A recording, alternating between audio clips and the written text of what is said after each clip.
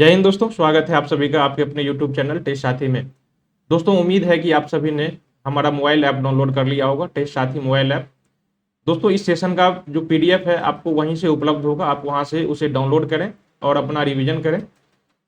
प्रत्येक video discussion के बाद जो चैप्टर वाइज PDF है वो वहाँ पर अपलोड कर दिया जाता है, आप वहाँ से उसे डाउनलोड कर सकते हैं। आप चाहे तो उसका कंसोलिडेटेड जो है पूरे सिलेबस का, मतलब पूरे जो एक सब्जेक्ट है उसका भी आप वहाँ से PDF डाउनलोड कर सकते हैं, वो भी अलग फॉर्मेट में वहाँ पर उपलब्ध करा दिया गया है। इसके अलावा आप वहाँ से सभी स्टेट PCS के साथ साथ सिविल सर्विसेज जो UPSC का है उसका भी सिलेबस आप वहाँ से देख सकते हैं। वहाँ से आप NCERT डाउनलोड कर सकते हैं, NCERT की बुक डाउनलोड कर सकते हैं। इसके अलावा जो हमारे 35 टेस्ट सीरीज रखे गए हैं उसमें से कुछ जो है वहाँ पर निःशुल्क उपलब्ध है, आप वहाँ पर उसे डाउनलोड करें, वहाँ पर जाके देखें, कुछ अटैम्प्ट करें टेस्ट और देखें कि हमारा लेवल क्या है।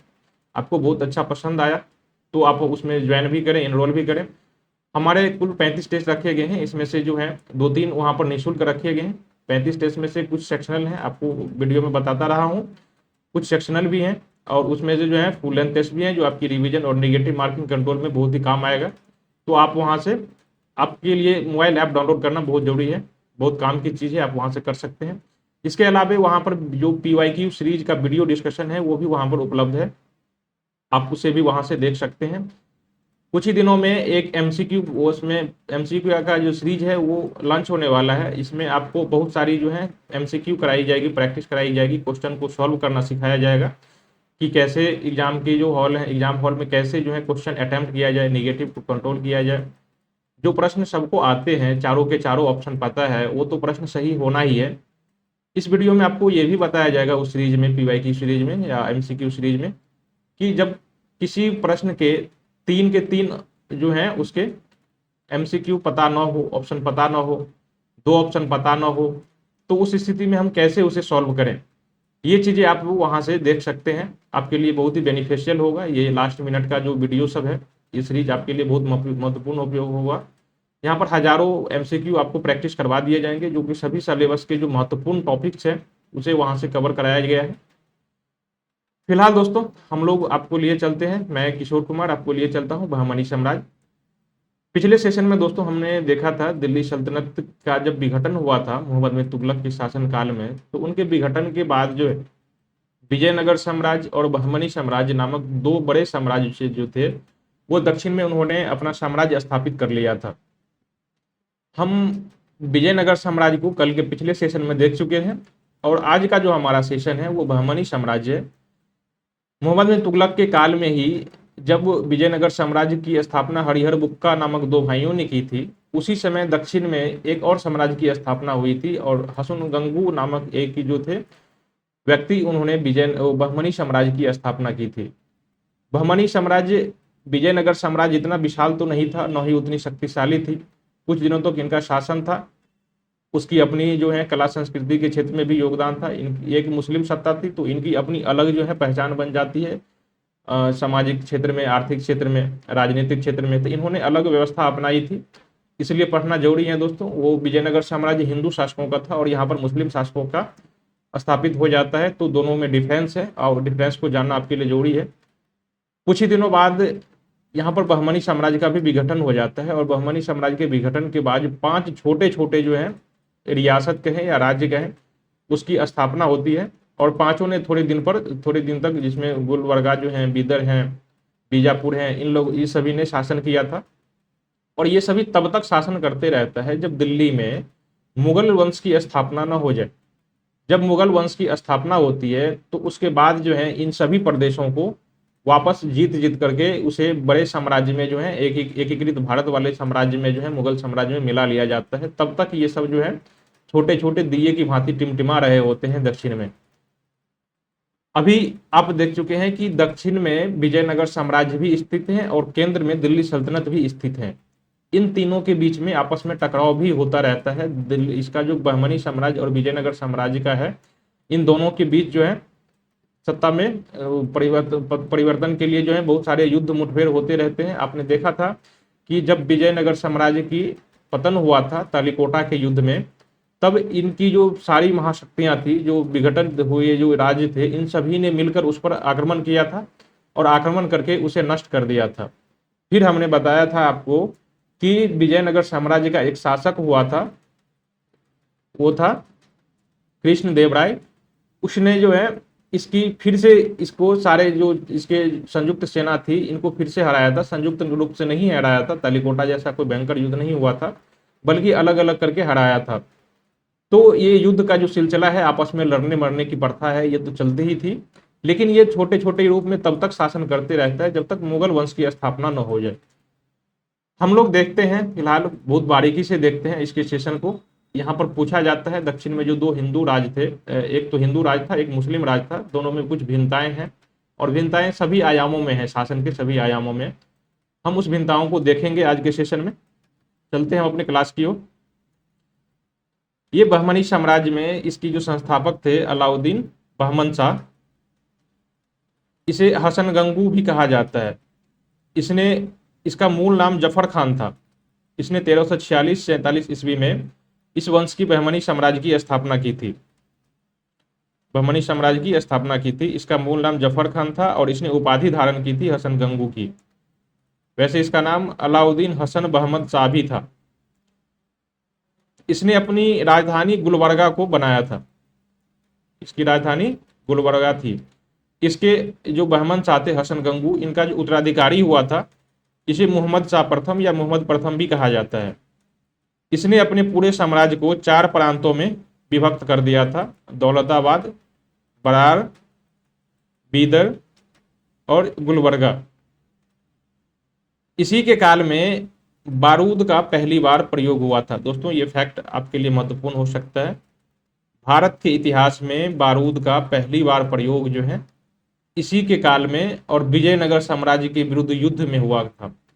ये तालिकोटा का युद्ध नहीं था, इससे पहले जो है विजयनगर साम्राज्य के विरुद्ध युद्ध किया गया था।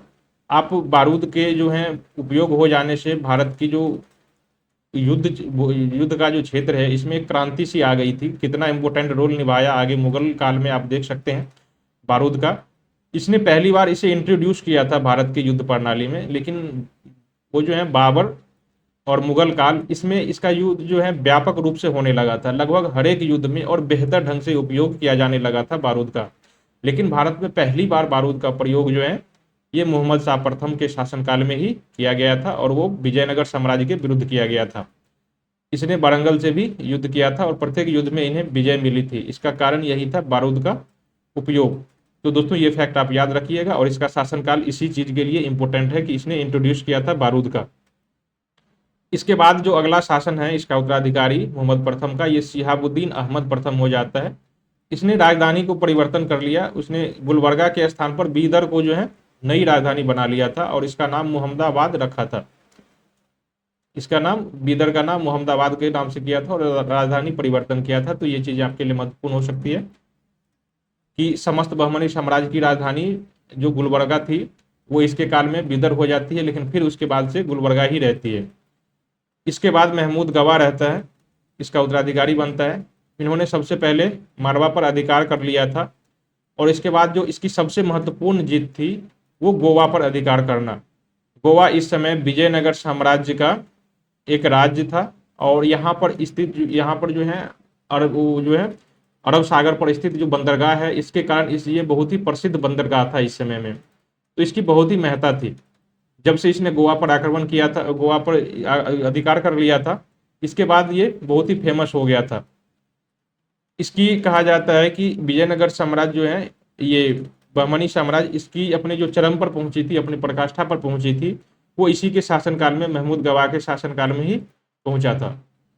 महमूद गवा के बाद जितने भी बहमनी साम्राज्य के शासक हुए वो निर्बल और अयोग्य शासक हुए, वो उतने लायक शासक नहीं हुए थे। इसलिए उसके बारे में पढ़ना और नाम जानना भी बहुत जरूरी नहीं है।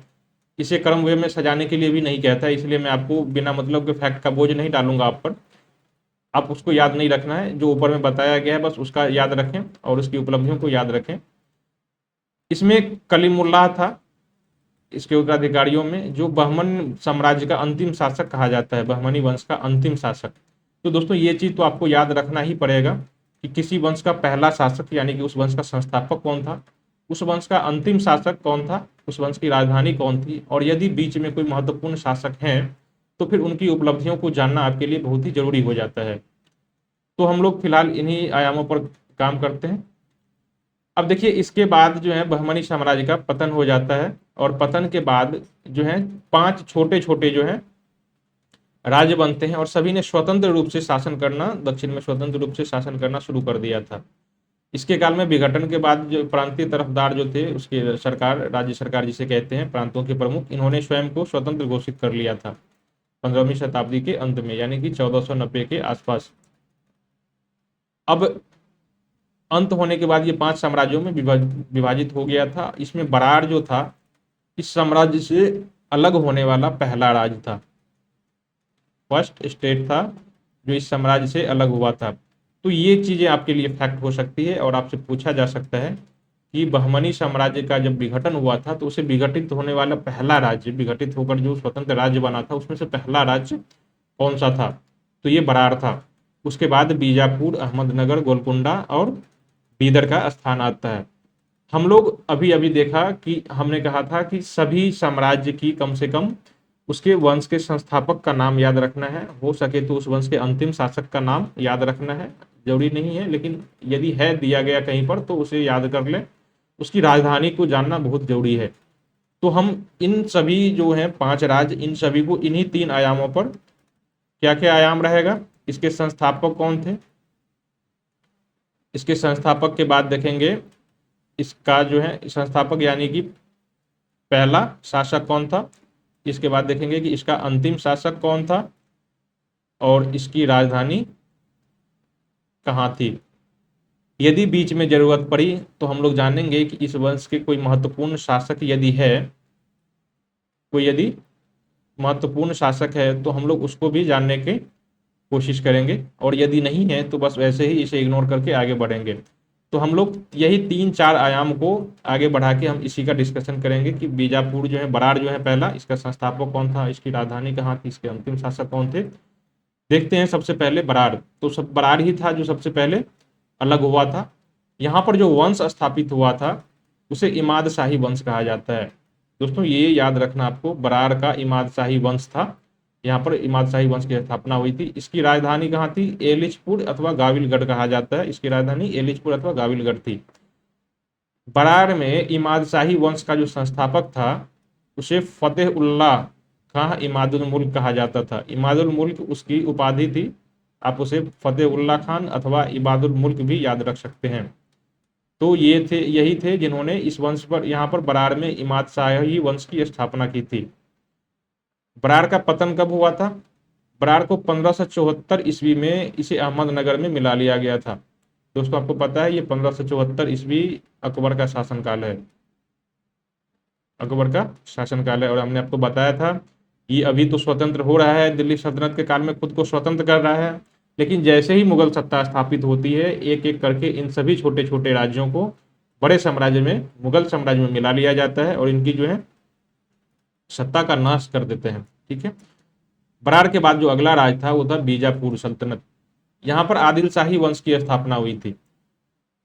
दोस्तों ये सल्तनत मिलाते हैं, आप इसे राज्य भी कह सकते हैं, दिल्ली सल्तनत के समकालीन थे इसलिए इन्होंने सभी ने सब सल्तनत लगा लिया था, और चूंकि ये लोग मुस्लिम भी थे इसलिए इसने सल्तनत अपनाया था। यहाँ पर बीजापुर में जो वंश की स्थापना हुई थी उसे आदिल शाही वंश कहा जाता है। इसकी राजधानी नौरसपुर थी। बीजापुर में आदिल शाही वंश का जो संस्थापक था इसे यूसुफ आदिल शाह कहा जाता है। यूसुफ आदिल शाह, इन्होंने ही बीजापुर में आदिल शाही वंश की स्थापना की थी। इसकी राजधानी नौरसपुर, आप याद रखिएगा। अगला जो था अहमदनगर, यहाँ पर निजाम शाही वंश की स्थापना हुई थी। अहमदनगर में निजाम शाही वंश की स्थापना हुई थी। इसकी राजधानी जुन्नार, अहमदनगर और खिरकी, ये इसकी 3 राजधानियां थी। ये इसे आप याद रखिएगा, जुन्नार, अहमदनगर अथवा खिरकी थी। इस वंश का संस्थापक अहमद शाह था। इसे निजामुल मुल्क की उपाधि प्रदान की गई थी। तो आप कह सकते हैं कि निजाम शाही वंश का संस्थापक अहमद शाह अथवा निजामुल मुल्क था। और इस वंश की राजधानी कहाँ थी? जुन्नार, अहमदनगर और खिरकी। चौथा जो राज था गोलकुंडा, यहाँ पर कुतुब शाही वंश की स्थापना हुई थी। इसकी राजधानी गोलकुंडा ही थी, और यहाँ का जो संस्थापक था ये कुली कुतुब शाह था। इसका संस्थापक कुली कुतुब शाह। बीदर में बरीद शाही वंश की स्थापना हुई थी। इसकी राजधानी बीदर ही थी। इसके जो संस्थापक थे वो थे अमीर अली बरीद। इसके लिए एक मुहावरा का उपयोग किया जाता है, आप इस मुहावरे को याद रखिएगा। इसे दक्कन की लोमड़ी कहा जाता है, इसे दक्कन की लोमड़ी कहा जाता है। 1619 ईस्वी में इसे बीजापुर में शामिल कर लिया जाता है। 1619 अब तक अकबर की मृत्यु हो जाती है, और अकबर के बाद जो उसका उत्तराधिकारी बनता है,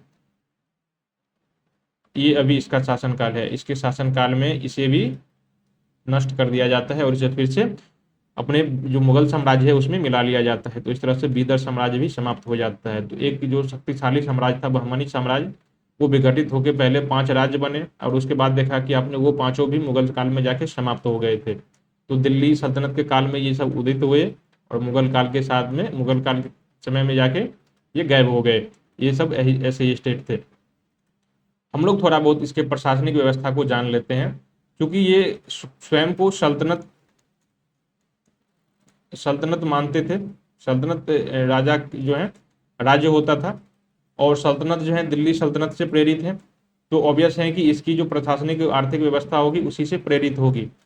लेकिन अब जो 100% नकल कहते हैं ये भी नहीं हो सकता।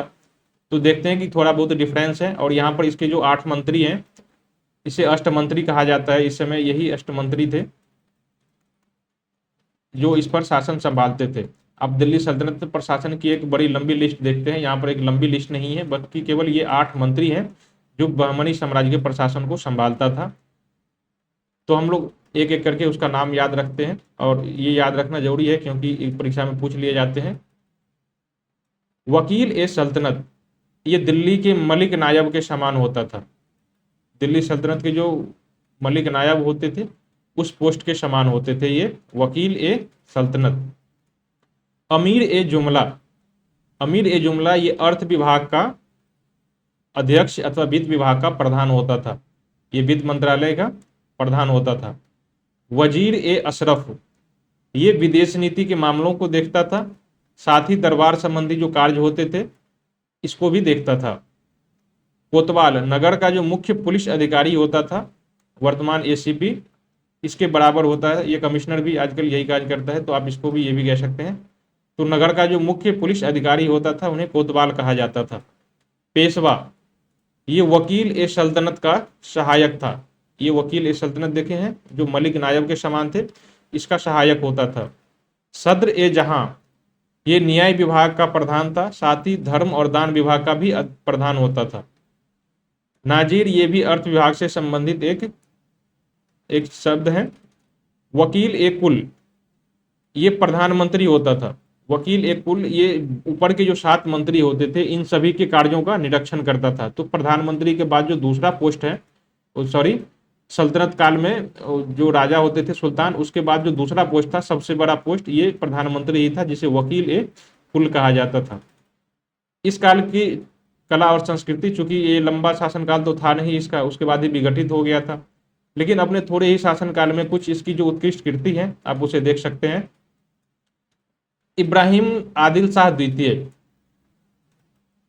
ये एक विद्वान कवि थे।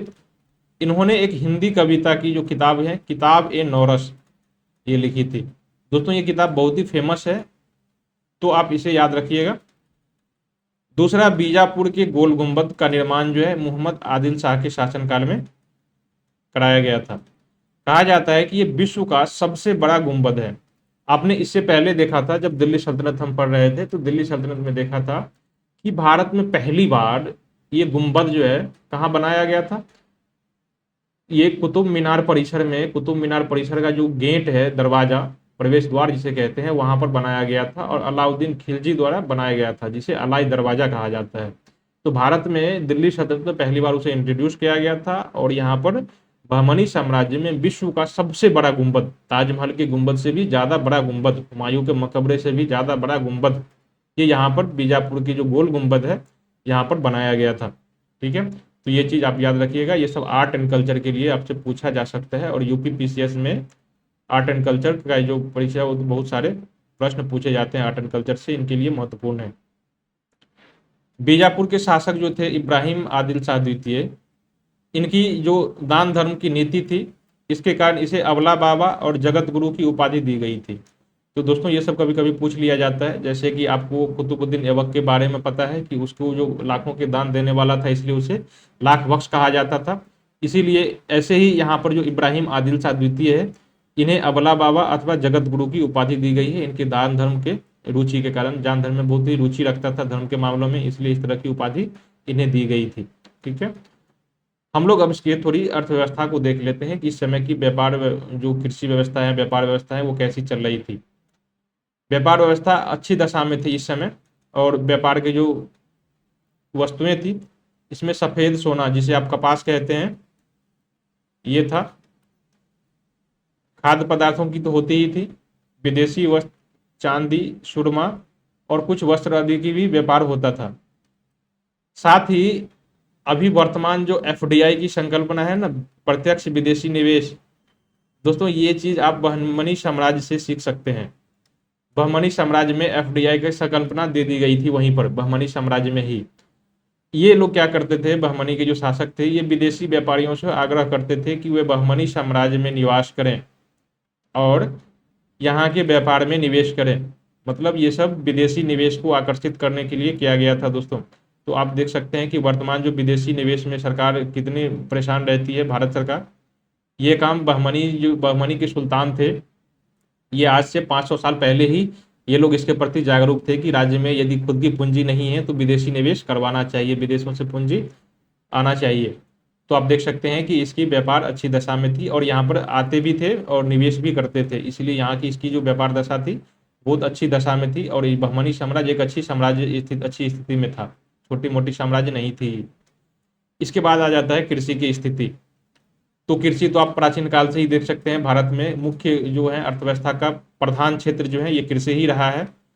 एक अच्छी चीज ये थी यहाँ पर कि यहाँ के जो शासक थे, उन्होंने कृष्णा नदी से नहर निकाल के उसके पानी का उपयोग सिंचाई के लिए किया था। तो ऑब्वियस है कि सिंचाई उपलब्धता होने के कारण यहाँ पर जो है उसकी खेती की उत्पादकता में वृद्धि होगी, तो इन चीज़ों का इनको फायदा मिला था। इसके काल में जो बहुत सारे अनाज और तिलहन दलहन जो है वर्तमान में जो उगाते हैं और जो प्राचीन काल में उगाया जाता था, यही होती थी। तो कुल मिलाकर आप कह सकते हैं कि जितनी भी खेती हो सकती थी, ये इन्होंने कृषि दशा अच्छी दशा में थी। और सभी जो फसल की खेती यहाँ पर हुई थी, कपास की भी खेती हुई थी, यहाँ पर देख सकते हैं आप, उसे सम्मान पूर्वक नाम दिया गया है, उसे सफेद सोना के रूप में नाम दिया गया है। तो इसका मतलब है ये लोग वस्त्र उत्पादन के लिए कपास को बहुत ही उच्च कोटि की चीज मानते थे।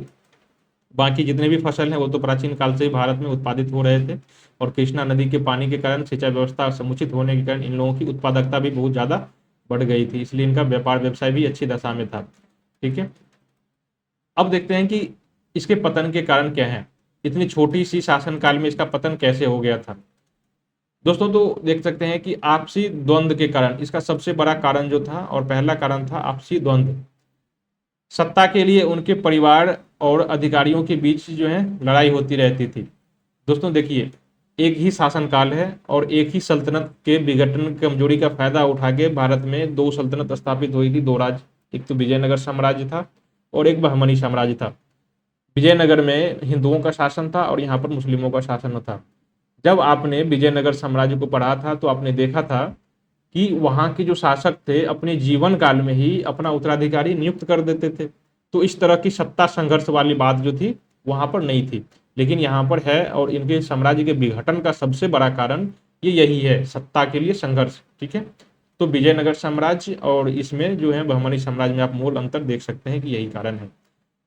दूसरा, ये इन समय में जो पड़ोसी राज्य थे इनका भी आक्रमण इस समय हुआ था। तो चूंकि ये लोग पड़ोसी देश थे उस समय, विजयनगर और बहमनी, तो एक दूसरे पर आक्रमण इनका होना तय था। आपने देखा था कि तालीकोटा के युद्ध में इन सभी चारों जो थी, चारों की संयुक्त सेना ने मिलकर उसको समाप्त कर दिया था, लगभग नष्ट कर दिया था। नष्ट कर देने के बाद भी वापस जब राजा कृष्णदेव राय आता है तो इसके शासनकाल को, अपनी स्थिति को पुनः प्राप्त कर लेता है और इसको इतनी नुकसान पहुंचाता है कि इसकी शक्ति में काफी छीन हो जाती है और अपने विघटन को पहुंच जाता है। ठीक है, और विघटन के कारण इसका देख चुके हैं आप, जब इसकी शक्ति कमजोर हुई, केंद्रीय शक्ति कमजोर हुई, तो कुल 5 भागों में विभाजित हो गया।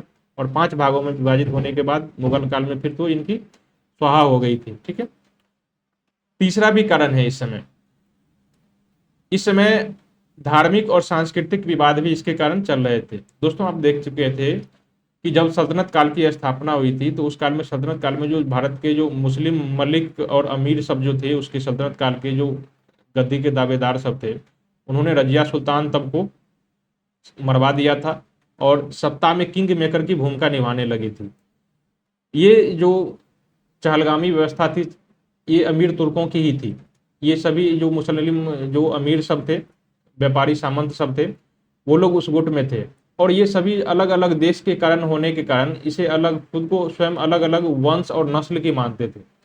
कुछ ईरानी मानते थे, कुछ खुद को तुरानी मानते थे, कुछ खुद को अफगानी मुसलमान मानते थे, और कुछ जो है भारत को ये हिंदुस्तानी मुसलमान मानते थे। तो ये चारों एक मुसलमान नहीं थे, सभी में आपस में बैर द्वेष चलता रहता था, सभी एक दूसरे के प्रति जलते रहते थे। शिया और सुन्नी जो है स्पष्ट विभाजन हो चुका था। तो ये मुस्लिम हिंदू से तो अलग था ही, ये मुस्लिम स्वयं से भी अलग था। ये मुस्लिम अपने साम्राज्य में भी, अपने जो है गुट समूह, उसमें भी विभाजित रहता था। तो आप इस तरह से, यदि आपके मन में कटु और द्वेष की भावना है, तो आप इस तरह से एक अच्छे लंबे शासन तक आपकी मजबूत स्थिति नहीं बना सकते हैं। ठीक है, इस के कारण आप लंबी अपने शासन को लंबे दिनों तक नहीं खींच कर सकते हैं। परिणाम हुआ, धार्मिक विवाद इसकी शासन शक्ति को कमजोर कर दिया था। आपस में द्वैरभाष होगा तो फिर ये तो सत्ता कमजोर होगी ही। इसी कारण से इस साम्राज्य का बहुत ही जल्दी पतन हो गया था, बहमनी साम्राज्य का। दोस्तों, हमारा जो आज का सेशन है ये यहीं पर समाप्त होता है। दोस्तों, ये सेशन बहुत ही छोटा था, हमने आपको बहुत ज़्यादा फैक्ट लोड करवाने की जरूरत नहीं समझी। जो इम्पोर्टेंट फैक्ट थे वही हमने आपको बताने की कोशिश की है, ज़्यादा फैक्ट याद न रखें। बहमनी साम्राज्य इतना ही था इम्पोर्टेंट। हम अगले सेशन में आपको जो है, अगला सेशन सूफी संत को लेकर के, जो सूफी आंदोलन है उस समय का, हम वो आपको लेकर के उपस्थित होंगे। तब तक के लिए दोस्तों धन्यवाद। एक और बात दोस्तों आपको बता दूं जाते जाते, कि आपको यदि इस PDF डाउनलोड करना है इस वीडियो का, तो आप हमारे ऐप से डाउनलोड कर सकते हैं और वहाँ से क्विक रिवीजन कर सकते हैं। ठीक है दोस्तों।